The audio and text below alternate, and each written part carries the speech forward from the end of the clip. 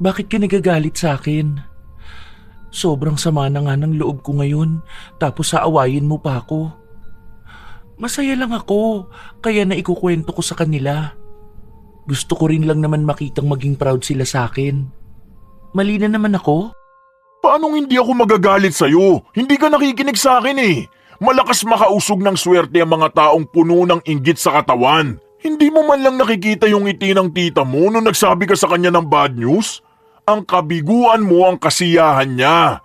Hindi dahil naging proud siya sa'yo, yun ang totoo. Mas proud pa siyang bumagsak ka. Pero ikaw itong sige ng sige sa pagkwento ng mga plano mo. Kaya yan, hindi nagkakatotoo. Nakakapagod kang pagsabihan. Bahala ka na nga sa buhay mo. Ewan ko na lang kung hanggang sa kadadalin niyang Makatimon dila. Ikwento mo sa kanila lahat para kapag minalas ka, pagtawanan ka nila. May mga tao na masayang ibinabahagi ang mga plano nila sa buhay. Lalo na sa mga taong alam nilang magiging masaya rin sa tagumpay na tinatamasa nila. Ngunit hindi lahat ng taong masaya sa mga kwento mo ay tunay na masaya para sa iyo. Yun din ang nagiging dahilan upang hindi matuloy ang mga magaganda sanang parating na biyaya para sa iyo. Dahil sa mga mapang-inggit na puso, nahaharang ang mga swerteng parating. Ganon ang naranasan ni Desiree, kung saan ang dapat na magaang na swerte ay napapalitan ng mabigat na kamalasan. Paano kaya niya magagawang makalaya sa mapang-inggit na mga mata upang maranasan niya ang tagumpay na kanyang tinatamasa? Ang sabi pa nga po nila sa akin, malaki ang chance ko na ako talaga ang pipiliin nila. Hinihintay lang daw yung pinaka-boss. Kasi 3 sila pero yung isa na nasa Malaysia ngayon, yun talaga yung boss ng lahat. Pumasa na ako dun sa 2, tapos ipapatawag ako para sa final interview. Wow! Magandang balita yan ah! Congrats! Ang galing mo talaga, Desiree. Isipin mo yun, wala pang 1 linggo matapos ang graduation nyo, nakahanap ka na kaagad ng trabaho? Ang talino talaga ng batang ito, ano? Kaya swerte sa'yo ang mga magulang mo eh. Samantalang yung anak ko, ayun, mag-iisang taon ng tambay. Salamat po, tita. May hiring pa po dun sa company na yun.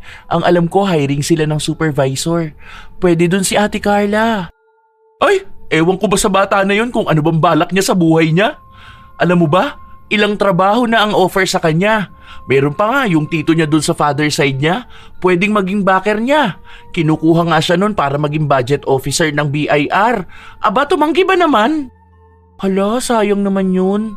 Ang ganda kaya magtrabaho sa government, ang daming benefits. Tapos ang ganda pa ng posisyon niya ha.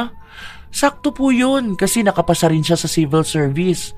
Hindi po ba niya sinabi kung anong dahilan kaya tumanggi siya? Noong last naming pag-uusap, gusto niya magtrabaho sa government eh. Ewan ko nga. Basta raw may plano siyang iba. Minsan nga kausapin mo yun para naman malinawan ang isip. Matalino naman siya, pero hindi alam kung paano gagamitin. Hindi siya gumaya sa'yo. Nagsusumikap. Naunahan mo pa siya magkaroon ng trabaho. Hindi naman po yun unahan. Baka po talagang may iba siyang balak na mas maganda para sa future niya. Marami rin naman kayang gawin si Ate Carla. Saka po, kapag nakapasok na ako ng trabaho, tapos naging maayos na talaga ang sweldo ko, bahala kong patigilin na si mama sa trabaho, tapos dito na lang siya sa bahay. O kung gusto niya po, magnegosyo na lang siya. Ay oo, ganyan ang maganda talaga. Hindi pa naman ganun katanda ang mama niyo, pero mas maganda nga kung titigil na siya sa pagtatrabaho at nang makapagpahinga na rin siya. Simula kasi nang iwan kayo ng tatay niyo, hindi na yan nagpahinga sa pagtatrabaho. Yun nga po ang dahilan. Bilang ako ang panganay at nakapagtapos na, ako naman ang babawi. Si Chino, nag-aaral pa lang naman po. Hindi naman magiging mabigat kung ako naman ang bubuhay sa kanila. Nakakatuwa ka talagang bata, ano? Planado mo na talaga ang lahat. Maganda yan. Kasi alam mo na kung ano ba yung mga dapat mong pagtuunan ng pansin. Ipagpatuloy mo lang yan. Magiging maayos din ang buhay ninyo. Malapit na kayong yumaman dahil sa mga planong ginagawa mo. Masaya talaga ako habang ikinukwento sa tita ko ang mga plano ko sa buhay. Ang sarap makipag-usap sa kanya lalo na at suportado niya rin ako. Ang sarap mangarap, lalo na at alam kong malapit ko na ring maabot ang mga yon. Ang pangarap na ito ay hindi lang para sa akin dahil mas alay ko ito sa aking pamilya. Matagal din kaming nag-usap ni tita. Ang dami niyang payo sa akin. Si Tita Rebecca ay ang nakatatandang kapatid ni Mama. 5 ang anak niya at isa lang doon ang nakapagtapos, si Ate Carla. 3 naman sa mga anak niya ay may kanya-kanyang pamilya na. Ang bunso niyang anak nag-aaral pa at sinasabi niyang yun ang tanging pag-asa niya para makaahon sila sa kahirapan. Kahit kasi may mga asawa na ang 2 niyang anak, hindi pa rin sila humihiwalay sa kanila. Siguro, yun din ang dahilan kaya hindi makapagtrabaho ng maayos si Ate Carla. Kasi ang naaalala ko noon, nirereklamo niya na sa kanya na lang inaasa ang lahat. Ang sabi pa sa akin ni tita, kapag nakaahon na kami sa kahirapan, pwede naman daw na siya ang tulungan ko.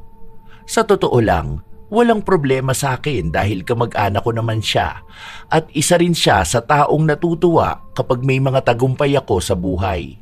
Kaya wala namang mawawala kung tutulong ako. Basta magkaroon lang talaga ako ng maayos na trabaho. Ilang araw pa ang hinintay ko bago ako makatanggap ng tawag. Mali pa nga ang timing noon dahil nasa labas ako kasama ang nobyo ko. Wala kasi siyang pasok sa trabaho niya. Oh, anong sabi? May final interview ka na ba? O mag-aasikaso ka na ng mga requirements mo? Ano pa bang kulang mo? Nakakuha na tayo ng SSS mo kahapon, di ba? NBI na lang pala. Oh, ano nangyari? Bakit nakasimangot ka na naman?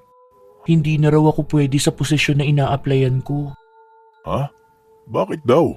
Akala ko ba hinihintay lang yung pinaka-boss? Ano nangyari? Dumating na raw ba? May nakita raw kasi silang mas qualified dun sa position. May experience daw yun eh. Hindi na raw sila mahihirapan magturo. Ilang years na rin daw kasing ganun ang trabaho nun. Kaya ayun, siya na lang ang pinili kaysa ako na fresh graduate. Para naman silang tanga. Pinaasa ka lang ng mga yun eh. Sana hindi sila nangangako na ikaw na ang kukunin nila kung may iba pa palang applicant silang ine-entertain. Sana una pa lang sinabi na nila para sana nakapunta ka dun sa isang interview mo. Sinayang lang nila ang oras mo. Yan ang isa sa nakakainis sa pag-a-apply ng trabaho eh. May ibang employer na ayaw ng fresh graduate. Ewan ko ba? Naiiyak ako. Hayaan mo na lang yon. May iba pa dyang company na mas deserve mo. Hindi talaga para sa iyo yung work na yon. Halatang red flag na sila. Sasamahan na lang kita next week. May job fair sa SM Central. Mag-print na lang ako ng maraming resume mo. Hayaan mo na yon, ha? Ang bigat pala sa dibdib ng ganito. First time ko yung ganitong rejection na akala ko sa akin na yun. Tapos ibibigay pa pala sa iba. Tapos nasabi ko pa naman na sa bahay yun. Paano kung magtanong sila sa akin? Mag-expect sila na may papasukan na talaga ako. Babe, di ba ang sabi ko sa'yo na wag mo munang sasabihin sa inyo? Hanggat hindi ka pa nagsisimula, wag mo munang ibabalita. Para hindi makadagdag sa problema mong expectations ng mga tao sa paligid mo. Maiintindihan rin naman ni tita kung hindi ka kagad makakapagtrabaho eh. Pero kasi, alam mo yun, gusto kong may mapatunayan ka agad. Ayokong umabot ng 1 buong buwan na wala pa akong trabaho. Naiintindihan ko, nape-pressure ka. Pero okay lang yan ha. Normal yang nararamdaman mo. Pero hindi ibig sabihin na hindi mo nakuha ang expected job mo, failure ka na. Sadyang hindi lang ikaw ang karapat-dapat sa posisyon na yun. Dahil may mas magandang parating para sa'yo. Feeling ko, hindi ako sapat. Alam mo yun? Ang saya-saya ko na tapos biglang ganito. Hindi ko maipaliwanag yung nararamdaman ko. Basta, feeling ko hindi ako magaling kaya sa iba nila binigay ang trabaho. Wag mo ikukumpara ang sarili mo sa iba. Ayoko pa namang nakikita kang malungkot. Halika, ilibre na lang kita ng ice cream para hindi ka na malungkot, ha? Magkakaroon ka rin ng trabaho, okay? Huwag ka masyadong magpaka-stress, hindi pa naman katapusan ng mundo eh. Hindi ka pa napag-iiwanan. Dahil kakagraduate mo pa lang naman. Wala pa nga 1 buwan eh. Kahit na anong sabihin ng nobyo ko para pagaanin ang loob ko, may kung ano pa ring mabigat sa aking dibdib. Gusto kong umiyak. Hindi ko alam paano ko ipaliliwanag sa bahay na hindi ako nakuha sa trabaho. Paano kung may mga kakilala ako na magtanong sa akin? Hindi ko alam kung anong isasagot sa kanila. Hanggang sa makauwi ako, hindi pa rin maalis sa utak ko ang kabiguan na hindi sa akin napunta ang trabaho. Ang dami ko pa namang plano. Ang bala ko pa naman, sa birthday ni Chino, kakain kami sa magandang restaurant. Kahit na may kamahalan, dahil may magiging sahod naman ako. Ilang araw pa ang lumipas, nagtanong na si Mama kung kumusta na ba ang magiging trabaho ko. Doon lang ako nagkaroon ng lakas ng loob na sabihin sa kanya ang buong katotohanan. Hindi na raw po ako makakapasok doon. May iba na raw po silang napili eh. Pero hayaan niyo po, naghahanap naman ako ng work sa online. May mga pinasahan na rin ako ng resume ko. Tapos sabi ni Greg, kapag daw umalis na yung buntis doon sa work niya, ako daw po ang ire-recommend niya. Tapos may job fair pa sa Monday.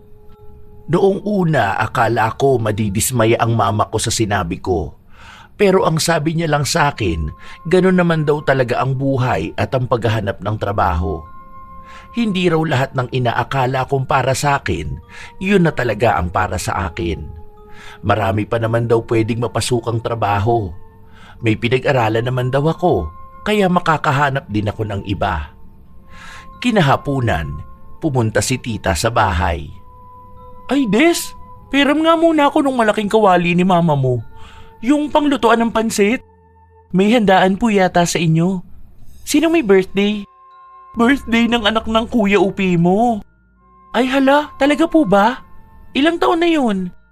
3 years old na po, no? Ang bilis naman ng panahon. Naaalala ko pa nung tarantang-taranta kayo dahil baka biglang manganak kahit na nasa biyahe pa papuntang ospital. Oo, ang kulit na nga ng batang yun ngayon eh. Manang-mana talaga sa tatay niya. Oo nga pala, hindi ka pa nagsisimula sa trabaho mo? Parang nung nag-usap tayo, magsisimula ka na, di ba?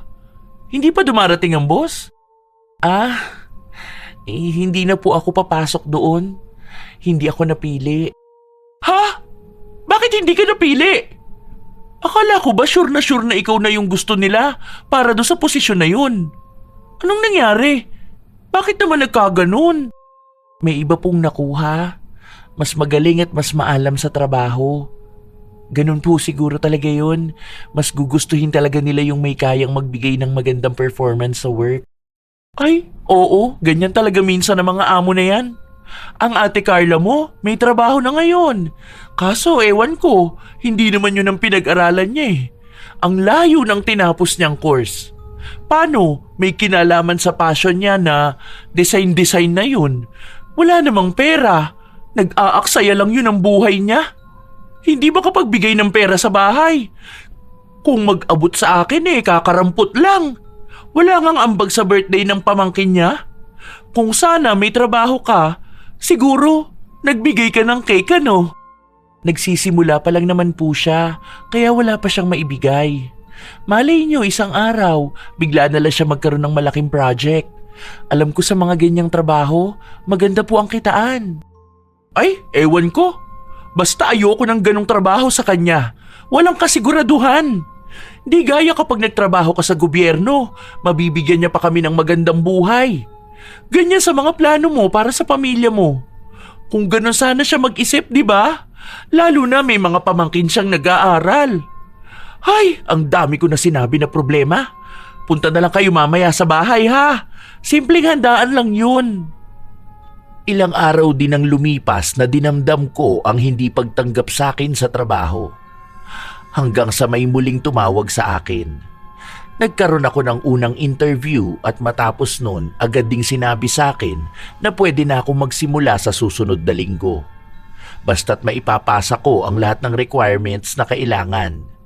Binigyan nila ako ng listahan at ang iba roon ay meron naman na ako.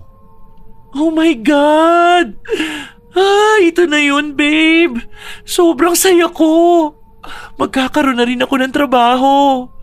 Ito, alam ko, sure na to. Hindi na to katulad nung una. Excited na ako kumita ng pera. Tapos, yung unang sahod ko, ipanglilibre ko kaagad sa inyo. Kakain tayo sa labas. Hindi na ikaw yung palaging gagastos. Nakakahiya na rin kasi ikaw nagbibigay ng allowance sa akin para makapag-apply ng work.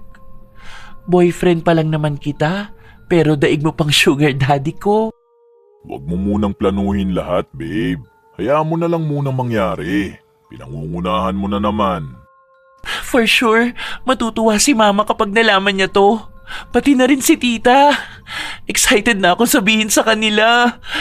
Ay, ano kayo magiging reaksyon nila, no? Proud na naman sa akin ang mga yun. Huwag mo na munang ipaalam. Hayaan mo na isipin nilang wala ka pang trabahong papasukan. Pwede namang sabihin mo kay tita kapag bukas na mismo ang pasok mo. Sa ngayon, asikasuhin muna natin ang requirements mo. Huwag mo na munang ikwento kahit na kanino, ha? Pumayag ako nung una na hindi ko ikukwento kahit kanino ang balita na yon. Pero nang isang araw na magkakasama kaming magkakamag-anak dahil bumisita sa bahay ang isang kamag-anak namin na nasa probinsya, bigla ko na lang naikwento na papasok na ako sa trabaho. Sobrang tuwa ko na hindi ko napigilan ang sarili ko. Detalyado ko pang sinabi sa kanila ang lahat. Natuwa naman sila at ang dami kong natanggap na papuri mula sa kanila. Hanggang sa gumabi na, umalis na yung mga bisita namin dahil pupuntahan din nila yung iba pa naming mga kamag-anak. Ang naiwan sa bahay ay si Tita Rebecca dahil sa kabilang bahay lang naman sila nakatira. Talaga ba, Des? May papasukan ka na? Sabi ko naman sa'yo makakakuha ka pa ulit ng trabaho.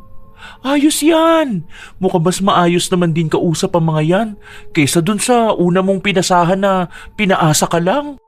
Opo, surprise nga po dapat to kasi bala ko sabihin kapag papasok na ako sa trabaho. Sa Lunes na po yun. Kaso hindi ko talaga mapigilan ang sarili ko Good news na kasi to. Bakit itatago ko pa po, di ba? Wow! Congrats ulit! Ang galing mo talaga! Malaki naman ba ang sahod mo doon? Kumusta naman daw ang magiging kita mo kung sakali man? Bali, ang sabi sa akin, nasa 18K monthly ang starting. Kapag naging regular na ako after 6 months, tataas na po. Ang maganda po ron, every weekend ang off namin. Walang pasok ng Sabado at Linggo. Tapos may food and transpo allowance pa. Kaya nung malaman ko yun, go na talaga ako. Malapit lang din naman yun. Isang sakayan lang naman po ng jeep. Ay wow! Ang ganda naman yung nakuha mong trabaho. Ganyan sana. Hindi ka natalo kasi kung may 18K ka na monthly, tapos may dagdag pang allowance. Ang dami mong pera niyan, panigurado ako. Kaya nga po meron pang iba bukod dyan, lalo na marketing position po yun. May mga incentives pa po. Basta may mga sinabi pa sa akin, ipapaliwanag na lang daw lahat yun kapag nag-start na ako pumasok. Basta lahat po maganda, hindi talo ang empleyado. Ang sabi pa nga sa akin, matatagal na nga raw po talaga yung mga tao doon. Hindi raw talaga umaalis. Bali yung papalitan ko, nag-resign kasi magpapakasal na yata doon sa boyfriend niyang Hapon. Sure ba naman daw na ikaw na nga yung makukuha dyan? Baka naman mamaya gano'n na naman yung sa nangyari nung una ha? Alam mo na, mahirap din minsan magpakakampante. Opo, sure na. Medical ko na nga po Kukunin na po namin bukas ni Greggy yung result. Ay, medical mo na pala. Tiyak makakapasok ka na nga niyan. Sana makapasa ka sa medical mo. Lalo na kasi 'di ba, may history ka nun na may tama ang baga mo. Baka biglang lumabas sa x-ray 'di ba? Alam mo naman kapag mga ganyan, ang aarte ng mga boss. Nakuha ko na po ang result ng x-ray ko. Normal naman po. Yung sa ihi na lang po at sa dugo ang kukunin namin bukas. Pagkatapos nun, ipapasa ko na sa company. Sabay ready na mag-work. Tapos po, ayun, tuloy-tuloy na yun. O sige, good luck na lang. Hindi na kami natapos sa bahay na pag-usapan ng magiging trabaho ko. Ang dami kong kwento sa kanila. na mga pangako rin sa akin kapag nagtagal ako sa trabaho. Ang isa sa gusto ko roon ay kapag nagtataas sila ng pasahod at nagbibigay ng iba't ibang award. Kahit na magsisimula pa lang ako, ramdam ko na magiging maayos ako sa trabaho. Hindi ko na yun pakakawalan dahil alam ko naman na bibihira lang makatagpo ng ganoong klase ng trabaho. Kinabukasan, sinundo ako ng nobyo ko sa bahay dahil sabay kaming pupunta sa klinik para kunin ang resulta ng medical ko. Nang makuha ko na ang resulta, kinausap ako ng doktor at sinabi sa akin na may nakitang kakaiba sa ihi ko. Kailangan ko munang maggamot bago pwedeng ulitin ang test. Oh, paano ka naman magkakaroon ng UTI? Hindi ka naman umiinom ng mga pwedeng makapagdala ng sakit na yan Panay ka lang naman tubig. Sure ba sila na tama tong na-test nila? Nasay talaga? Baka nagkapalit-palit lang. Hindi ko nga rin alam. Ngayon lang ako nagkaroon ng ganyang sakit Paano kaya yan? 7 days pa naman daw kailangan kong inumin yung gamot. Tapos saka ulit magpapatest. Kaso kailangan na yan sa Monday. Mag-half day ako sa Monday. Punta tayo sa office nila. Itanong natin kung pwede ka na mag-start kahit to follow na lang yung medical mo. Nakakapagtaka talaga to. Wala ka bang ibang nararamdaman? Papayagan ka ba mag-half day? Baka naman wala ka na niyang sahurin. Hindi ka pa naman pumasok nung nakaraan dahil sinamahan mo ko mag-asikaso ng mga requirements ko. Huwag mo na kaya ako samahan, no? Ako na lang magpunta sa kanila. Papayag yan. Wala naman ang manager namin Ako nang bahala doon. Wala namang magiging problema sa sahod ko. Hindi makaka-apekto yung ilang araw na absent. Problemado talaga ako sa nangyari sa akin. Lalo pa at gumastos na naman ang nobyo ko para bumili ng gamot ko. Sa totoo lang, nahihiya na rin ako sa kanya dahil ang dami ko ng abala sa kanya. Kahit kasi sabihin ko sa kanya na kaya ko namang mag-asikaso ng ako lang, hindi niya ako hinahayaan. Hindi ko na muna ipinaalam sa bahay na may mali sa medical ko dahil baka mag-alala rin sa akin ang mama ko. Nang dumating na ang Lunes, nagpunta kami ni Greggy sa opisina ng papasukan kong trabaho. Pero hindi sila pumayag. Ang sabi nila, marami na sa mga dati nilang empleyado ang madalas hindi pumapasok sa trabaho dahil sa sakit na UTI. Nangako ako sa kanila na hindi ko gagawin yon dahil magagamot naman ako base sa sabi ng doktor. Pero ayaw pa rin nila. Nakiusap ako na kung pwedeng sa susunod na Lunes na lang ako papasok. Pero ang sabi nila ay baka may mapili na silang pwedeng pumalit sa akin. Bakit ba ang malas ko? Okay naman na yun, di ba? Andyan na Bakit palaging napupurnada? Ano bang mali sa akin? May isa ko pa namang interview, di ba? Yung secretary position dun sa tapat ng Watson, yung bentahan ng aircon. Mas gusto ko dyan. Ang laki ng sahod nila. At mas maganda ang benefits. Wala ka nang magagawa dahil ang sabi nila hindi ka na qualified. Magpagaling ka na lang muna. Ang mahalaga okay na ang requirements mo. Magagamit mo pa naman to ng 6 months, hindi naman to masasayang. Gusto ko yung trabaho na yun. Bakit kasi hindi napunta sa akin? Gusto ko yun. Hindi na nga pwede, babe. May iba pa dyan trabaho, doon ka na lang. Kahit na maglupasay ka dyan, hindi ka pa rin makakapasok sa kanila. Tara na, punta na tayo sa bahay nyo. Ang tagal ko nang walang trabaho. Magdadalawang buwan na. Yung mga dati kong kaklase, nakikita ko sa mga story nila na may work na sila. Tapos yung mga kaibigan ko, may maayos na trabaho. Tapos ako, eto, talunan sa buhay. Hindi ka talunan, hindi mo lang talaga kontrolado ang lahat ng bagay. Hindi mo naman alam na may sakit ka pala Oh, at least nalaman natin. Naagapan na kaagad. Tara na, tahan na, okay lang yan. Hanap na lang ulit ng ibang trabaho. Ganun lang naman yun Mahirap lang yan sa umpisa. Bakit sila? Kahit first try nila, nakakapasok na sila. Tapos ako, 2 beses na minalas. Ikaw rin, first job mo yan, di ba? 3 years ka na dyan. Bakit ako? Hindi ko magawa yun. Ay, ang malas-malas ko sa buhay. Ayoko na. Panay ka kumpara sa sarili mo. Tara na, umuwi na tayo. Magpahinga ka na lang muna. Tapos mamaya maghanap tayo ng work sa online. Kung sakali, hanap tayo na pwede ka sa work from home. Hindi ako natigil sa panay pagsasalita at panghihinayang sa pangalawang pagkakataon na hindi ako nakuha sa trabaho. Mas masakit ito kaysa noong una. Dahil di hamak naman na mas maganda ang alok dito at dapat ngayong araw na ako magsisimula sa trabaho. Pero walang nangyari. Uuwi lang din pala akong bigo. Nasa trabaho si Mama, kaya mamaya ko pa sasabihin sa kanya pag uwi niya. Wala rin si Chino dahil may pasok siya. Kaya kaming dalawa lang ni Greggy ang nasa bahay. Mukhang sawang-sawa na rin siya sa paulit-ulit kong sinasabi. Inaantok talaga ako. Ang aga kong nagising kanina eh. Baka naman pwede mo akong patulugin, no? Kasi naman, sayang yung work ko sana. Dapat ngayon tinuturuan na nila ako. Dapat may table na ako eh. Tapos gagawa na ako ng ID ko. May ipopost na sana ako sa Facebook ko. Yan kasi ang hirap sa'yo eh. Hilig mong i-share sa mga tao ang nangyayari sa buhay mo. Try mo kayang wag ipaalam sa lahat ng mga plano mo at ginagawa mo. Mas maganda yun, walang mag-evil eye. Nagpapapaniwala ka naman sa evil eye na yan. Hindi naman yan totoo, no? Totoo yun. May mga tao kasing akala mo masaya sa tagumpay mo. Pero ang totoo, hinihiling nilang bumagsak ka. Kaya nga sinasabi ko sa iyo na huwag kang magkwento kung kani-kanino, di ba? Kapag may good news, piliin mo lang ang taong pagsasabihan mo. Yung mga tao na totoo sa'yo. Yung alam mong walang inggit sa tagumpay mo. Hindi yung mga mapaggunwari.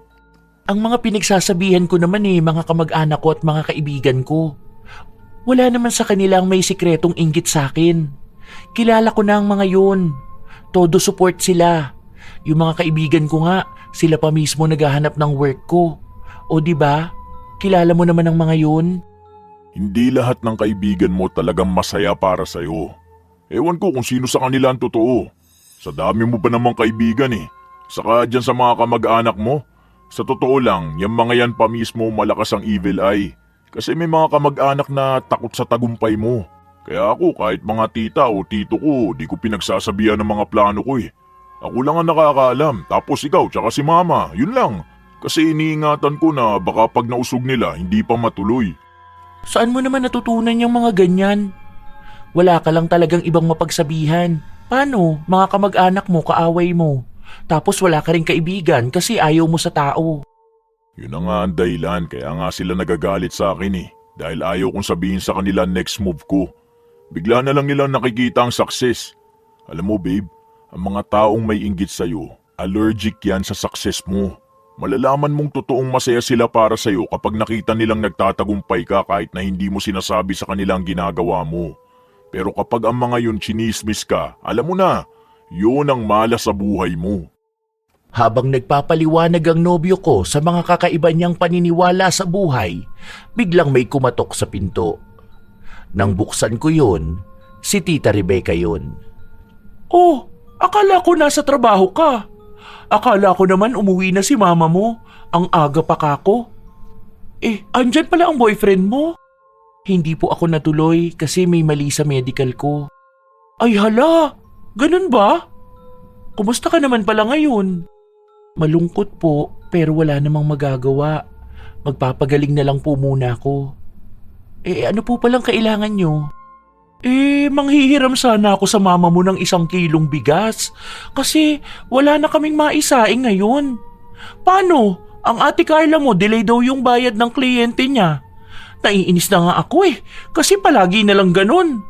Yun ang sinasabi ko sa kanya. Kung sana nagtatrabaho siya ng maayos, di sana may hihintayin siya kada kinsenas at katapusan. Ang kaso, ayaw namang bitawan ang lintik na passion niya. Akala naman niya ikayayaman niya yung design na yun. Di makatulong sa bahay. Feeling ko nga nagtatago ng pera yun Hindi sinasabi sa akin magkano talaga ang sinasahod niya sa bawat kliyente niya. Hindi na ako kumibo pa sa mga sinabi ni tita. Nagbigay na lang ako ng 1 kilong bigas. Matapos nun ay umalis na rin siya kaagad. Kita mo yung tita mo? Yun, ganun na ganun ang taong malakas maka-evil eye. Kaya naman pala hindi mo nakuha ang trabaho mo eh. Sinabi mo ba naman sa kanya? Hindi na ako magtataka. Si Tita Rebecca? Malabo na may evil eye yun, kung totoo man yan. Mabait yun, saka nakasupport yun palagi sa akin. Lahat ng ginagawa ko, masaya siya. Hindi mo ba talaga nararamdaman yung energy niya? Ang bigat kaya. Hindi ko alam. Wala naman akong ibang nararamdaman eh. Unang kita ko pa lang dyan sa tita mo noon, ramdam ko na may kakaiba sa kanya. Nababalot siya ng inggit sa katawan. Yung mga salita niya kapag kausap ka niya o yung mama mo, ramdam na naiinggit yung sa buhay niyo. Naalala ko pa nung graduation niyo eh, may pangiwi-ngiwi pa yan ng labi at taas ng kilay sa'yo habang hindi ka nakatingin. Ikaw, kung ano-anong napapansin mo, hindi ko akalain na may mga ganyan kang pinaniniwalaan sa buhay. Nakikiuso ka lang doon sa mga nakikita mo sa Facebook eh. Yung mga pa-emoji o pic yung kulay blue na parang mata. Pangontra daw sa evil eye. Ewan ko sa inyo, pang weird lang yung mga ganon. Sa bagay, alam ko naman una palang weird ka na. Uy, hindi yung basta lang no. Kung alam mo lang kung gaano kalakas makausog ang mga taong may inggit. Hindi mo man lang napansin. Anak na nga niya, sinisiraan niya eh. Kung ano-anong pinagsasasabi niya. Tapos tingin mo sa'yo magiging proud siya? Walang ganon. Hindi ko sineryoso ang mga pinagsasabi ni Greggy dahil alam ko na nakuha niya lang ang idea ng evil eye sa mga kapwa niyang kakaiba mag-isip. Kahit na minsan hindi ako naniniwala sa mga ganyang bagay. Ilang araw pa ang lumipas. Ilan na rin ang mga kumpanya na pinasahan ko ng resume. May mga tawag naman pero lahat sila hindi ako tinatanggap.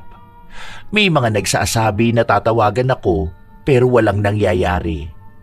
Halos 6 na buwan na rin akong naghahanap ng trabaho. Napuntahan ko na lahat ng job fair. Ang dami ko na ring naiprint na resume pero wala akong napala. Nakakapagod sa totoo lang. Habang nakikita ko ang mga kasabayan ko na may maayos na trabaho, nagagawa na ang mga gusto na ibibigay na ang magandang buhay sa pamilya nila. Ako naman, naiwan sa likod. Nawawalan na ako ng pag-asa. Pakiramdam ko, nauubusan ako ng oras. Hindi ako masaya dahil wala akong kwenta.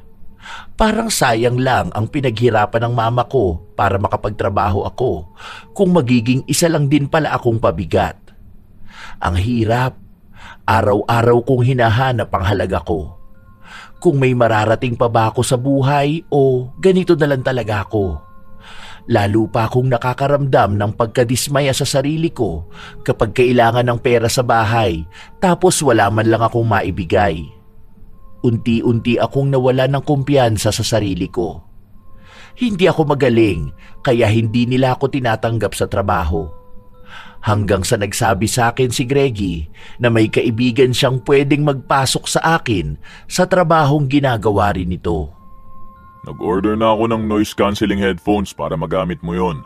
Tapos yung PC set mo, pwede na yung gamit mo. Kalalagay lang naman natin ng SSD dyan last year eh. Smooth pa naman yan. Pero check ko na rin yung ibang software. Lalo na yung madalas mong gagamitin. Yung wifi nyo, mapapa-upgrade natin ang plan. Kailangan dyan malakas ang internet nyo. Gastos mo na naman? Wala lang yan, basta magkaroon ka na ng trabaho. Sayang yan ha, ang ganda pa naman sa team nila.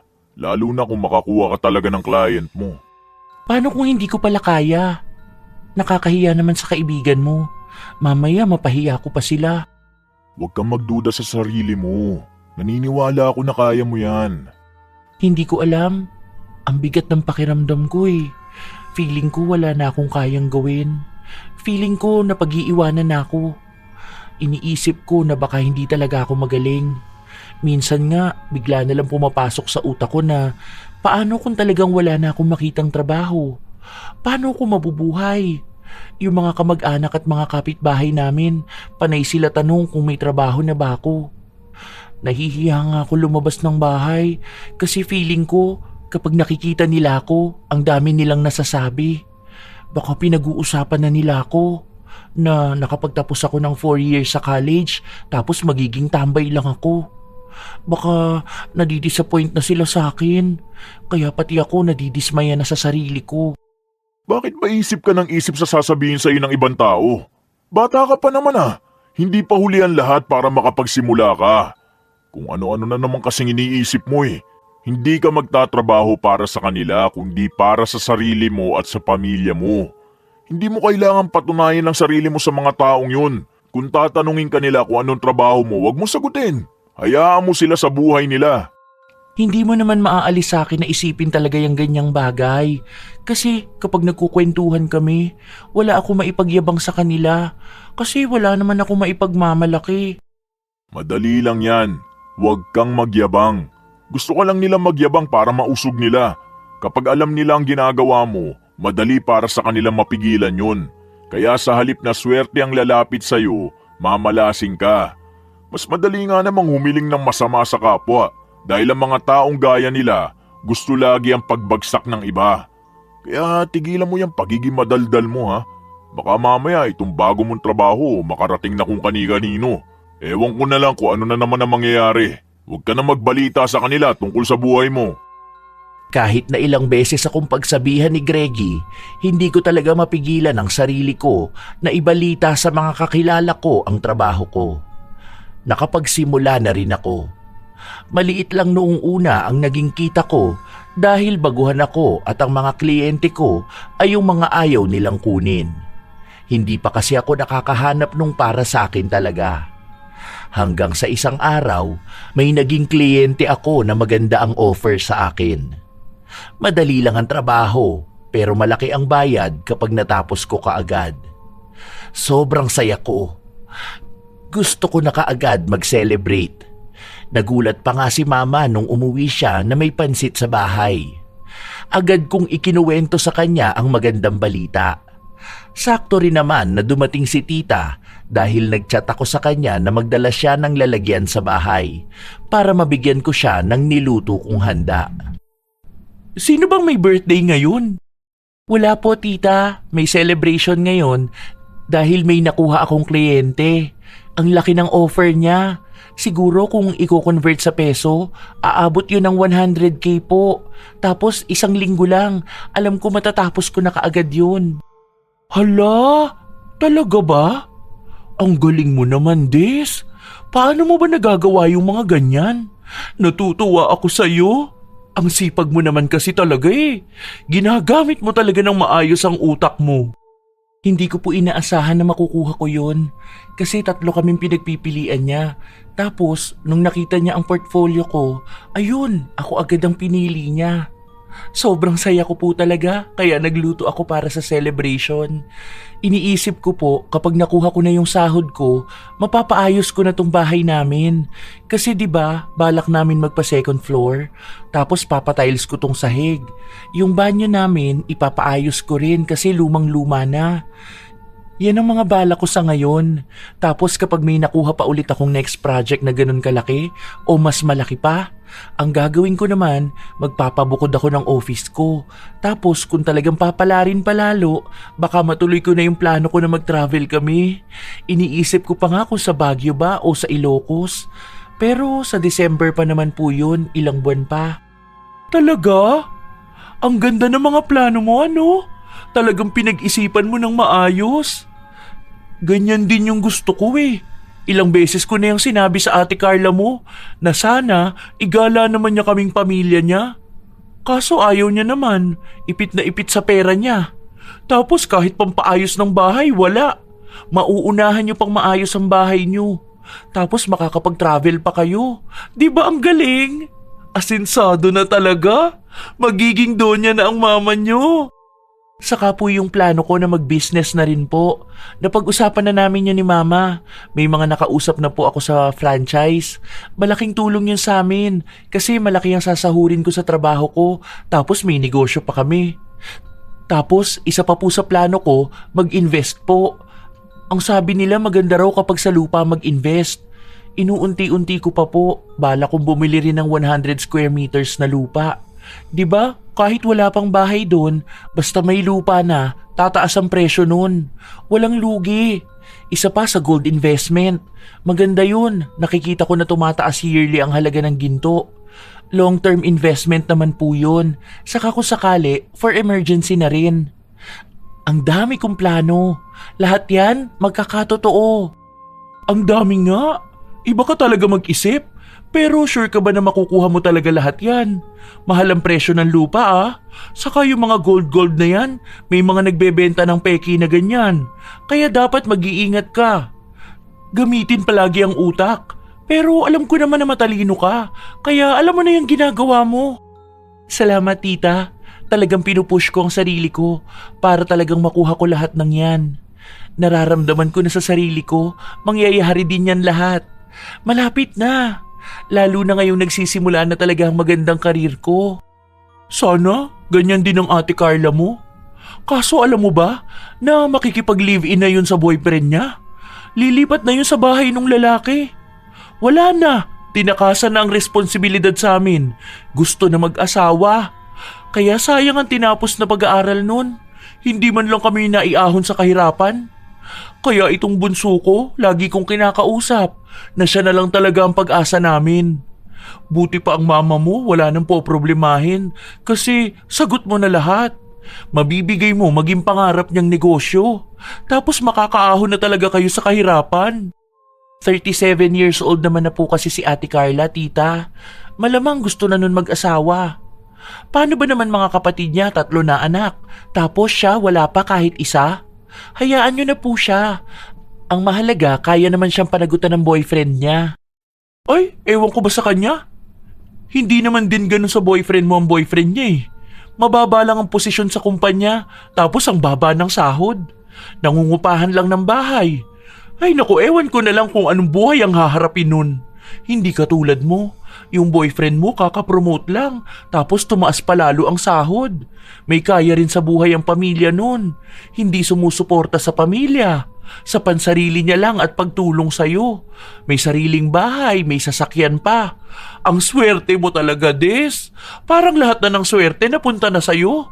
Pero mahirap din ang ganyan ano? Kasi baka sa sobrang swerte mo, bigla na lang bawiin lahat sa'yo. Tinawanan ko na lang ang sinabi ni tita. Matapos ng pag-uusap namin ay umuwi na rin siya kaagad. Sa paglipas ng mga araw, naging abala ko sa tinatapos kong trabaho. Halos hindi na kami masyadong nakakapag-usap ni Greggy, kaya ang ginagawa niya, pagkatapos niya sa trabaho, pumupunta siya sa bahay. Naiintindihan naman niya ang ginagawa kong ito, kaya walang problema sa kanya kung hindi ko siya gaanong napagtutuunan ng pansin. Hanggang isang araw, wala siyang pasok, nasa bahay lang siya. Tapos na ako sa trabaho ko at kapapasa ko lang. Hinihintay ko na lang na mag-reply ang kliyente ko para sa usapan naming bayad. Ano, pwede na ba maglambingan? Miss na kita eh. Ang OA mo naman. Magkasama naman tayo palagi. Hindi ka lang masyadong napapansin. Tapos mo na ba ang trabaho mo? Mag-book ako ng staycation ha, para naman makapag-relax ka rin. Nagkaroon ka lang ng trabaho, sinobrahan mo naman. Hinihintay ko lang yung reply. Ang sabi niya tinitingnan niya na yung gawa ko eh. Yun, pwede ka na talaga magpahinga muna. Mamaya yan, baka ipapasa na sa'yo ang payment. Halika, hag na kita. Congrats sa first major project mo ha. Kapag pumasok na sa account ko yung sahod, libre agad kita. Ako na lang muna ang manlilibre sa'yo. Tara, bihis ka na. Kakain tayo sa labas. Next time mo na lang ako ilibre, ha? Samansa rin na natin. Dalihan mo na. Hindi naman na ako tumanggi. Habang nasa labas kami, panay ako tingin sa cellphone ko. Nag-aabang ako kung ano na ang balita sa kliyente ko. Hanggang sa umabot na ng gabi, hindi talaga siya nagpaparamdam sa akin. Hindi ko mapigilang kabahan at mag-isip ng kung ano-ano dahil natatakot akong baka naloko ako ng kliyente ko. Naririnig ko kasi na laganap yun sa mga ganitong trabaho. Hanggang sa sinubukan kong tawagan ang aking kliyente, pero nakablock na ako. Ilang beses naming sinubukan ni Greggy na humanap ng paraan para makontak namin, pero walang nangyari. Ano nang gagawin ko? Paano na to? Ang laki pa namang pera nun. Ilang project yung tinanggihan ko para makapag-focus lang dun eh. Paano kung na-scam nga ako? Wait lang, kachat ko si Lisa. Nagtatanong siya kung nasa iyo pa raw ba ang copy ng contract nyo ng client. Saka anong site ang gamit nyo. Wala naman kaming pinirmahang kontrata eh. Ang sabi niya lang sa akin, ibibigay niya ang pera right after ko maipasa yung buong project.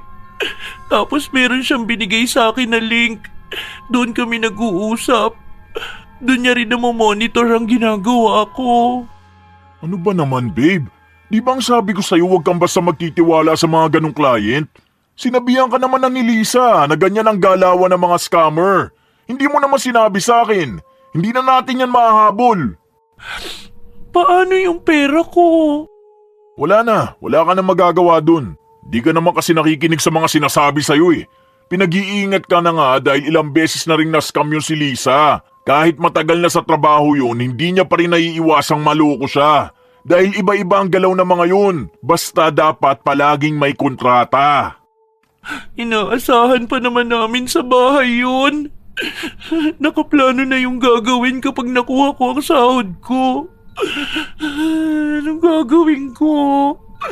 Nakakahiya naman. Ang palpa ko talaga sa buhay. Ang bobo ko. Huwag mo nasisihin ang sarili mo. Wala naman niya maitutulong eh. Sa susunod, mag-ingat ka na lang sa mga makakadil mo. Hindi yung basta ka nagtitiwala dahil lang sa malaking offer. Hindi ko magawang maihakbang ang paa ko para makapaglakad ako pa uwi. Namumugto na rin ang mga mata ko sa kaiiyak. Ang daming pumapasok sa utak ko. Lahat yun puro pa problema.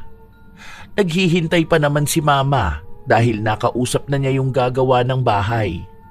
Nakapagtanong na rin siya kung magkano ang magagastos. Planado na ang lahat. Bakit naman biglang ganito? Sobrang bigat ng dibdib ko. Kahit ata sa paghinga nahihirapan ako. Nanghihina ako sa mga kamalasang nangyayari sa akin. Bakit sa tuwing may magandang balita, palagi na lang napapalitan ng kamalasan? Ano bang mali sa mga ginagawa ko? Pinaparusahan ba ako ng mundo? Nawawala na talaga ako ng pag-asa na may magbabago pa sa buhay ko. Bago kami makarating sa bahay, nasa lubong pa namin si Tita Rebecca. Oh, bakit namamagayang mata mo, Des? Nag-aaway ba kayong dalawa? Nascam po kasi ako, Tita. Yung sinasabi ko po sa inyong trabaho, hindi ako binayaran ng client ko. Hindi ko na siya makontak. Ay, hala? Ganun ba? Sayang naman pala yun. Ang ganda pa naman sana ng plano niyo na magpalagay ng second floor at magpaayos ng CR. Uy, paano na ngayon yan? Hindi na matutuloy? Kukunin pa naman sana ng mama mo ang Kuya Odoy mo para sa trabaho na yun. Inaasahan niya rin yun eh. Baka po hindi muna sa ngayon. Pero itutuloy ko pa rin po yun kapag nakahanap ako ng iba pang client. Sayang talaga. Pera na naging bato pa. Hindi kumikibo si Greggy. Nakatingin lang siya sa tita ko. Nang makapasok kami sa bahay, tahimik lang talaga ang nobyo ko. Parang may iniisip siyang napakalalim. Bakit? Sinabi mo sa tita mo yung plano niyong pagpapalagay ng second floor? Alam niya rin yung tungkol sa client mo? Pati kung magkanong pera makukuha mo? Bakit mo sinabi? Bigla ko lang naikwento kasi masaya ako eh. Alam mo naman na mahilig ako mag-share, di ba? Kaya naman pala nagkakanda malas-malas ka na naman sa buhay. Hindi mo mapigilan yung dila mo. Wala ka nang naitago sa mga tao. Lahat na lang sasabihin mo. Pwede mo namang itikom niyang bibig mo eh. Tapos kapag nagtanong sila, ngumiti ka lang at huwag mong idetalye ang lahat. Bakit ka nagagalit sa akin? Sobrang sama na nga ng loob ko ngayon, tapos aawayin mo pa ako. Masaya lang ako, kaya naikukwento ko sa kanila. Gusto ko rin lang naman makitang maging proud sila sa akin. Mali na naman ako? Paanong hindi ako magagalit sa'yo? Hindi ka nakikinig sa akin eh. Malakas makausog ng swerte ang mga taong puno ng inggit sa katawan. Hindi mo man lang nakikita yung ngiti ng tita mo nung nagsabi ka sa kanya ng bad news? Ang kabiguan mo ang kasiyahan niya. Hindi dahil naging proud siya sa'yo. Yun ang totoo. mas proud pa siyang bumagsak ka. Pero ikaw itong sige ng sige sa pagkwento ng mga plano mo. Kaya yan, hindi nagkakatotoo. Nakakapagod kang pagsabihan. Bahala ka na nga sa buhay mo. Ewan ko na lang kung hanggang sa kadadalin niyang Makatimon dila. Ikwento mo sa kanila lahat para kapag minalas ka, pagtawanan ka nila. Pinigilan ko pa si Greggy na umalis, pero halata namang inis na inis siya sa akin. Wala na akong ibang nagawa kundi ang umiyak sa kwarto ko. Wala na akong kakampi. Ngayon pa na pati ang nobyo ko galit na rin sa akin. Nasabi ko na rin kay mama na hindi matutuloy ang pagpapagawa ng bahay. Wala naman akong ibang narinig sa kanya kundi sa susunod na lang namin ipagawa kapag may pera na talaga. Pakiramdam ko talaga wala akong pakinabang sa pamilya namin. Ilang araw na dinamdam ko ang nangyari. Hindi na ako halos lumalabas ng bahay. Hindi na rin kami nagkikita ni Greggy. Minsan tumatawag siya sa akin pero hindi ko sinasagot. Wala akong ganang kumain. Para nang wala na akong ganang mabuhay. Gusto ko lang nakahiga sa kama, nakatulala. Ayokong kumilos. Ayokong makipag-usap sa kahit na sino. Kakaiba tong pakiramdam ko. Ang hirap ipaliwanag. Basta ang alam ko lang, nilalamon ako ng sarili kong kaisipan. Para akong dinadala ng sarili ko sa kadiliman. Ang hirap nito. Hindi ako umiiyak pero nagluluksa ako. Sunod-sunod na kamalasan ang nangyari sa buhay ko. Hindi na ako pinapasukan ng kliyente. Nasira pa ang computer na gamit ko. Tapos, nasira pa yung kabilang bahagi ng bahay namin. Bumigay yun kaya yung mga gamit namin nasira. Alam kong nahihirapan si mama, pero wala man lang ako magawa para tulungan siya. Kasi paano ko siya tutulungan kung di ko nga matulungan ng sarili ko? Sa paglipas ng mga araw, walang nagbabago. Tamad na tamad pa rin akong kumilos kasi pakiramdam ko wala naman ding mangyayari sa buhay ko. Dumating ang kaarawan ng isa naming tito. Nagpunta kami kahit na ayaw ko na sanang sumama. Andoon din ang mga kamag-anak naming may mga maipagmamalaki. Itong si Desiree, maganda kaya ang trabaho nito, di ba? Kumusta na pala yung mga client mo? May nakuha ka na ba ulit na magandang offer? Nako, nakita ko na bumibigay na ang bahay niyo ah. Dapat ipagawa mo na yun. Wala pa rin po. Hindi ko po alam kung kailan ko po yun mapapagawa kasi wala na ulit akong trabaho. Naghahanap pa po ako ng papasukan ko. Sus, kaya mo yan! Ang talino mo kaya! Isa pa, bakit hindi ka humingi ng tulong dun sa boyfriend mo? May kaya naman yun sa buhay. Bibigyan ka nun ng pampagawa ng bahay nyo. Oo nga pala, bakit hindi ko na siya nakikitang nagpupunta sa inyo? Hiwalay na ba kayo? Anong nangyari? Nahuli mo siguro na nagloloko ano? Kami pa naman po, busy lang siya sa trabaho niya ngayon. Akala ko hiwalay na kayo eh. Ang tibay din ng relasyon niyo ano? 4 years na ba kayo? Kapag yun ang napangasawa mo, nako, swerte ka na. Kwento mo sa kanila yung relasyon niyo. Hindi pa nakikilala ng ibang mga tita mo ang boyfriend mo eh. Kung isinama mo sana rito, pakinggan niyo siya, malalaman niyo kung gaano siya kaswerte dun sa lalaki.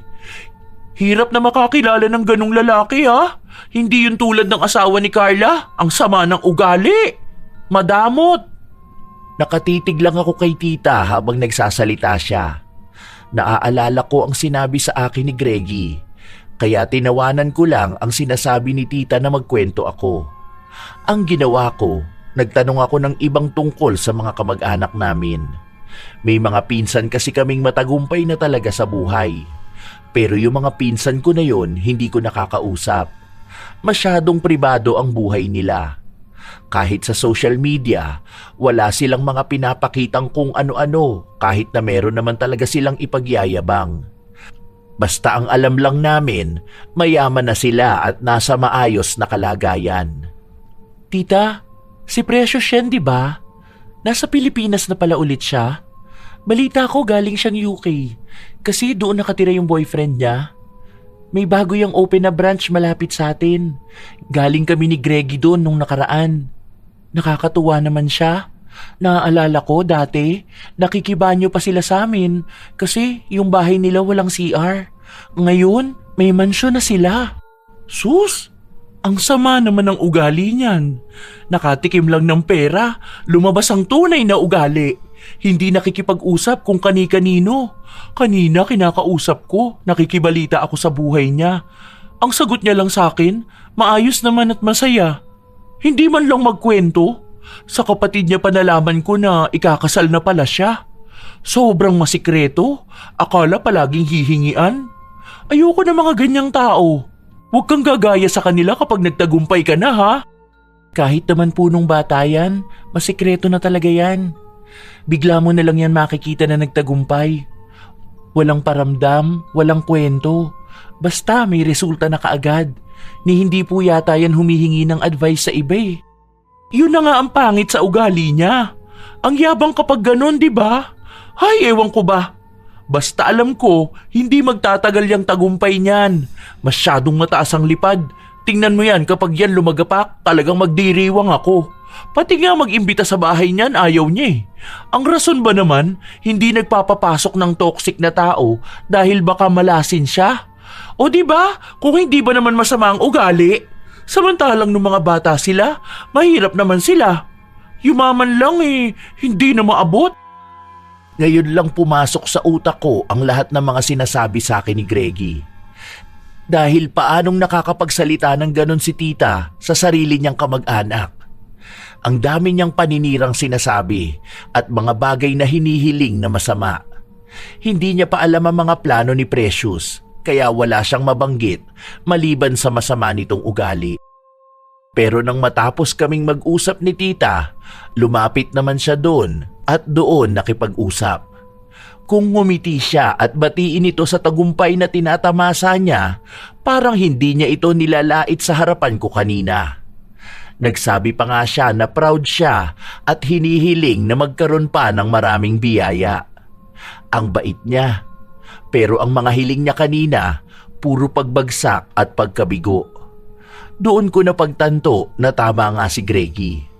Kung nagagawa ng tita kong siraan ang mga tao na yon sa harapan ko, hindi imposible na sinisiraan niya rin ako sa iba at humihiling ng masama sa akin. Bumalik sa utak ko ang lahat. Ang dami kong biyaya na napalampas dahil lang inunahan ko na agad ipagyabang yun sa taong hindi masaya para sa akin. Nang maiwan na lang si Precious na mag-isa, kinausap ko siya.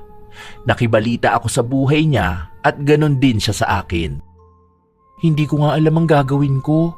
Basta sa ngayon, inaayos ko na ang paghahanap ng trabaho. Puro kamalasan ba naman ang nangyari sa akin eh. Basbasan mo nga ako para mabahagian mo naman ako ng swerte mo sa buhay. Natawa lang siya nung una. Humaba ang usapan naming dalawa. Wala naman palang nagbago sa ugali niya. Siya pa rin naman ang Precious na pinsan ko. Ang pinagkaiba lang, mayaman na talaga siya. Hindi siya nagkukwento ng mga naabot niya sa buhay. Ang kwento niya lang ay yung mga masasaya niyang karanasan. Tapos mga baliktanaw nung mga bata pa lang kami. Wala rin siyang binanggit sa akin na plano niya sa buhay. Kahit yung pag-travel niya o kahit na anong may kinalaman sa nobyo niya. Hindi ko alam kung bakit bigla kaming napunta sa usapan ng evil eye. Ang sabi niya, yun daw ang iniiwasan niya sa tao, kaya ayaw niyang magkwento. Kasi noon daw, naranasan na niyang malasin din sa pagkukwento ng mga ginagawa niya. Kaya naging tahimik din siya sa social media dahil pwedeng yung mga nakakakita ng mga post niya may inggit pala sa kanya. Ayaw na niyang magkaroon ulit ng palpak na plano. Ayaw niya rin na pati yung relasyon niya ay magkaroon ng problema dahil sa paghiling ng mga tao ng masama sa kanya. Parehas sila ng sinabi sa akin ni Greggy. At ngayon, doon ko lang talaga naintindihan na tunay nga na mas magandang tahimik ang buhay. Walang nakakaalam ng mga susunod kong hakbang dahil baka mabati ng mga mapang-inggit na mata. May itinuro siya sa akin na pwedeng pantanggal ng malas. Cleansing gamit ang itlog. Medyo hindi pa ako naniniwala nung una dahil akala ko pinaglalaroan niya lang ako. Pero wala namang mawawala kung susubukan ko. Ginawa ko nga yun sa araw na sinabi niya sa akin. Ang gaan sa pakiramdam. Hindi na ako tulad noong una na parang bit-bit ko ang bigat ng mundo. Nakakapag-isip na rin ako ng maayos at unti-unting sinubukan na ayusin ulit ang buhay ko. Tawagan mo ako kapag tapos ka na. Baka hindi mo makita kung saan ako nakapark eh. Good luck sa interview mo, babe. Kaya mo yan. Sana nga. Sana nga. Kinakabahan ako dahil baka hindi ako makuha sa trabaho na to. Habang naglalakad ako, paulit-ulit pa sa utak ko ang isasagot ko sa interview. Kung paano ako hindi mapapahiya sa kanila kahit pa halos 1 taon akong walang trabaho. Ang dami ko pang kakumpetensya na alam kong mas magaling sa akin. Hanggang sa nakatanggap ako ng magandang balita. 2 trabaho ang nag-aalok sa akin ng magandang sweldo. Pareho silang may magiging magandang benepisyo sa akin. Hindi ko naman akalain na makakapasa pala ako sa 2 yun. Hindi ko alam kung ano bang gusto ko. Ay, ang hirap maghanap ng trabaho, tapos ang hirap din palang piliin kung anong kukunin ko. Isa-isahin mo kung ano ba sa tingin mo ang mas angat. Sa schedule, sa oras ng trabaho, yung type of work. Sa benefits kung ano ba ang mas maganda kapag nagtagal ka ron. Sige, may isang gusto ko na talagang piliin eh. Maganda rin yung schedule ko, yung malapit sa work mo. Oh, yun pala eh. Pwede yun. Para sabay na tayo kapag uuwi. Excited na akong pumasok sa trabaho. Ay, nakakatuwa naman. Oh, yan na namang excitement mo ha. Yang dila mo, pigilan mo na magkwento kung kani-kanino ha. Kapag pa naman yan nangati, hindi mo na alam ang pinagsasasabi mo. Ewan ko na lang kung hindi ka pa matuto sa mga kamalasang nangyari sa'yo. Opo, hindi na magdadaldal. Mahirap talaga para sa akin na magpigil ng kwento. Kilala ako bilang madaldal na babae, kaya kung hindi ako magsasalita, alam kong maninibago ang mga kamag-anak at mga kakilala ko. Pero kaya ko naman palang kontrolin ang dila ko. Ang nakakaalam lang na papasok na ako sa trabaho ay si Mama at si Greggy. Kilala ko si Mama. Hindi yun pala kwento sa kung kani-kanino kahit sa kapatid niya.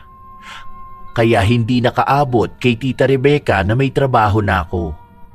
Nalaman niya lang ito nung halos 2 buwan na akong pumapasok sa trabaho. May trabaho ka na pala, Des? Bakit di mo sinasabi? Hindi ko lang po nabanggit kasi naging busy ako. Ang dami ko po kasing inaayos. Kumusta naman ang trabaho mo? Anong balita? Maganda naman ba? Malaki na ba ang sahod mo at may pagpapatuloy ng pag-aayos ng bahay nyo? Sakto lang po. Okay naman. Okay naman? Opo, okay naman ang trabaho ko. Masaya rin po ako. Hindi ka magkukwento ng mga plano mo sa buhay? Parang pansin ko na hindi ka na masyadong palasalita ngayon na. Wala naman din po kasi akong ikukwento sa ngayon. Sa mga plano ko po, ewan ko rin. Bahala na kung sakali man na magawa ko yun o maisakatuparan. Saka na lang po siguro malalaman kapag nakikita na mismo. Ayokong pangunahan eh. Basta, yun na po yun. Pansin ko na naiinis si tita. Magkasalubong kasi ang kilay niya at tumulis pa ang nguso niya. Dati kasi kapag nag-uusap kami, mas kisahod ko sinasabi ko sa kanya kung magkano. Pati kung magkano ang binibigay ko kay Mama o kung may naiipon ba ako. Pero ngayon, tahimik na ako. Wala siyang narinig na kahit na ano. Dahil sa pananahimik ko, naging mas magaan ang daloy ng swerte sa akin. Yung mga plano ko sa utak ko, unti-unti siyang nasusunod. Naipaayos namin ang gilid ng bahay namin na gumuho. Pati yung banyo namin, naging maayos na rin. Simula pa lang yun dahil paunti-unti kong ginagawa. Bilang isang atat na magkwento kung kani-kanino, ang hirap talagang magpigil. Pero ang sabi ni Greggy, masasanay na rin akong maglihim sa mga tao ng plano ko sa buhay. Hanggang lumipas ang mga taon. Nabawasan ang mga kaibigan ko dahil hindi na ako madalas nagpaparamdam sa kanila. Wala rin silang naririnig na kwento ko tungkol sa mga ginagawa ko. Hindi katulad noon na pati desisyon ko sa kanila ko hinihingi. At mukhang pati si Tita Rebecca naiinis na rin sa akin. Habang inaayos kasi ang bahay namin, nagpunta siya para kausapin ako. Ang aliwalas na ng bahay niyo ah. Asensado na talaga sa buhay. Ano na bang pinagkakaabalahan mo ngayon? Siguro nakapag-loan ka no? O kaya may client ka na nagbigay ng magandang offer sa'yo? Medyo ganun po. Bakit parang naglilihim ka naman na sa akin? Dati naman masaya ka nagkukwento sa akin ah. Ngayon parang ayaw mo na akong kausapin. Ganyan ba talaga ang mga tao kapag umaasenso na? Kinakalimutan na kami dahil lang sa nasa laylayan pa rin kami? Aba, ingat ka. Baka biglang bawiin sa'yo yung mga pinagmamalaki mo. Wala naman po akong pinagmamalaki, tita. Hindi po ako nagyayabang sa inyo. Abala lang po talaga ako gawin yung mga plano ko sa buhay. Siguro naman po, hindi nyo na kailangan pang malaman ng lahat ng gagawin ko po, no? Kasi po, buhay ko naman to. Sus! Kagaya ka lang din naman pala ng mga pinsan mong hindi na namamansin matapos makatikim ng kaunting ginhawa sa buhay. Pati ba naman yung mga yan ililihim mo pa? Para namang aagawin ko sa iyo yung mga plano mo sa buhay. Umiiwas lang po ako sa evil eye, tita. Alam niyo po yun? The more na maraming nakakaalam ng mga plano ko, the more na nauudlot yun. Kaya po ayoko munang magsabi sa iba para iwas expectations din. Hahayaan ko na lang po na makita nyo ang resulta. Habang sa akin na lang kung paano ang naging proseso ko sa tagumpay. Pare-pareho lang yun. Ayaw nyo lang magbahagi kasi ayaw nyo rin na may magtagumpay na iba. Lumalabas talaga ang tunay na ugali ng isang tao sa mga ganyang bagay eh. Ewan ko na lang kung hanggang saan kayo dadalhin ng mga kayabangan yung yan. Ang mga taong mapagmalaki pa naman, yun ang mga hindi pinagpapala ng lubos. Huwag ka sanang bumagsak sa lupa nang hindi ka ulit maghirap. Ramdam ko na mabigat ang enerhiya ni tita. Ang dami niyang galit at inggit sa mga taong nagtatagumpay. Hindi ko lang naman sinabi sa kanya ang ginagawa ko, pero hinayaan ko na lang siya dahil ayoko ring magpapasok ng negatibo sa buhay ko. Naranasan ko ng malasin at maging ang utak ko nilalamon ng madilim na pag-iisip. Grabe ang naging depression ko nung mga panahon na yun. Akala ko wala na akong pag-asa.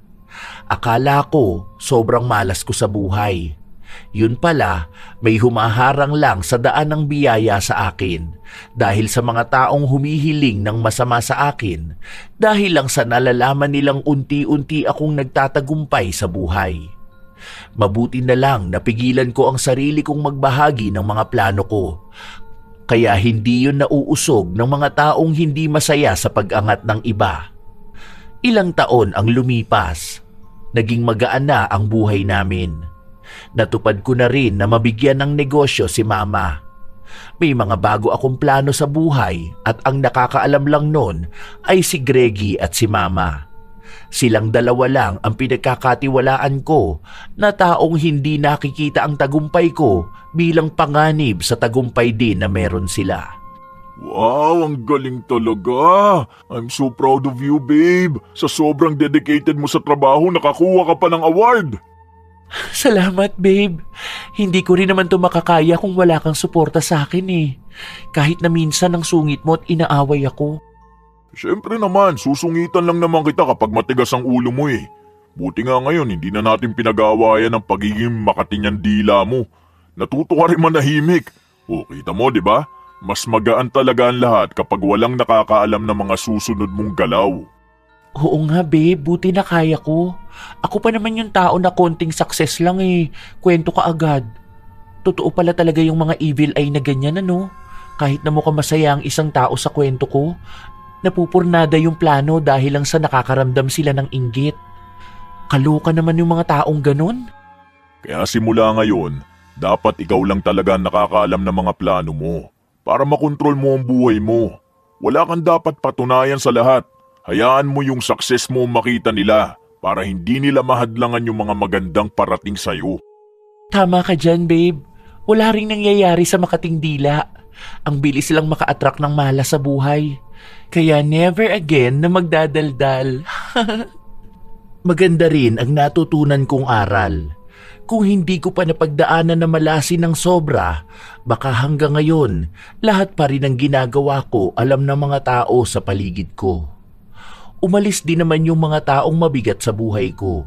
Kaya siguro, nung mga panahon na yon, hindi ako nagkakaroon ng mas magandang biyaya dahil alam ng langit na iyayabang ko na agad yun. Pero wala na sa akin ang mga nangyari na yon. Ang iniisip ko na lang ngayon ay ang hinaharap. Alam kong maganda ang mga plano ko sa buhay. Hindi ko man makuha yon ng buo lahat, nagagawa ko naman ng paunti-unti. Ang dami palang nangyayari kapag tahimik ka lang na kumikilos. Hindi ko lang din maiwasan yung mga naririnig ko sa ibang tao na mayabang na ako kahit na wala naman akong ipinagyayabang. Wala silang ibang ipaninira sa akin maliban sa mga dati kong kamalasan. Minsan inuulit nila sa akin yung mga nangyaring nagpabigat ng buhay ko pero wala akong kibo sa kanila. Dahil alam ko na yun lang naman ang alam nila sa akin, wala na silang masasagap na mga plano ko. Kaya wala silang masisira sa akin. Sa paglipas ng mga taon, ikinasal na rin kami ni Greggy. Kaunti lang ang mga imbitado sa kasal namin. Yun lang malalapit sa buhay namin. Kahit si Tita Rebecca, hindi ko inimbitahan dahil napapagod akong makinig sa mga negatibo niyang komento sa buhay ko at buhay ng mga taong malapit sa kanya. Si Ate Carla lang ang inimbitahan ko at ang asawa niya. Nang makita ko si Ate Carla, maayos na siya. Mukhang masaya. Siguro dahil nakawala na rin siya sa poder ng kanyang ina na walang ibang ginawa kundi ang hilahin siya pababa. May mga tao pala talagang ganun. Kahit nakadugo mo pa, sila pa ang nagiging dahilan para malasin ka. Dahil sila rin yung ayaw na makitang nakakaangat ka. Kaya pala may mga tao na malihim din dahil ayaw nilang hindi matuloy ang magaganda nilang plano sa buhay. At isa pa, tunay ding payapa kapag ganun. Si Tita Rebecca naman, hindi na siya nakaalis sa ugali niyang mapanira. Mukhang ganun na nga talaga siya, kaya kahit ang swerte, hindi napupunta sa kanya. Hindi ko na lang sila pinapansin dahil ang mahalaga sa akin ay ang pamilya ko. Marahil ang maibibigay ko lang payo sa mga tao na makatirin ang dila gaya ko na mas inuunang ikwento ang mga plano bago pa man ito magkatotoo. Pilitin na lamang na kilalanin kung ang pinagsasabihan ba ay taong walang lihim na galit sa iyo. Dahil malaking epekto talaga ang tama ng evil eye. Kinukuha nito lahat ng magagandang bagay na dapat na nasa iyo at papalitan ng mapait na buhay. Hindi lang apektado ang kabuhayan mo, pati na rin ang utak mo at damdamin. Mararamdaman mong wala kang kwenta dahil lang sa nababalot ka na ng negatibong enerhiya.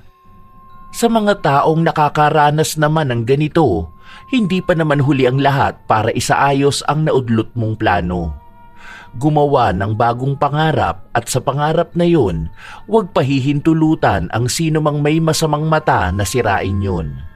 Protektahan ang sarili laban sa mapanlinlang na taga-suporta kahit na ang katotohanan naman nun ay humihiling na bumagsak ka at manatili sa lusak na buhay gaya nila.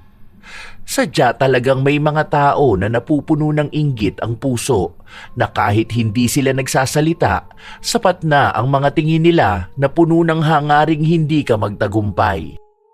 Ang salita at isip ng mga tao ay may taglay na kapangyarihan, kaya kapag ito ay ginamit ng may masamang intensyon, maaari itong maging balakid na siyang pipigil sa lahat ng kasaganaan at tagumpay na nakalaan para sa atin. Tandaan na huwag unahin ang kwento, hayaan na ang resulta ng tagumpay ang sumigaw para sa iyo. Kung ayaw mong maagaw ang swerte mo, huwag mo itong ilantad sa matang mapang-akit ng kamalasan. Shout out sa ilan sa mga masusugid na tagapakinig ng mga istorya ni Lola Telang. Jeric Tamondong, Ami Yong, Estely Reyes, Sydney Crosswind, Elise Padilla, Fatima Perez, Roslyn Mangilin, Febe Rañada, Francesca Liana, Leonisa Cobo, Sherlyn Joseco, Mary Jane Rico, Violi Leharso, Olivia Pelayo at sa mga mananahi ng Attic Clothing na sina Kuya Wigler Lepasana, Kuya Mario, Adrian, Gerald, Miko, Ate Veron, Ruth, Aprilin, Grace at kay Ma'am Susan Tan, June Soriano at Lani Soriano.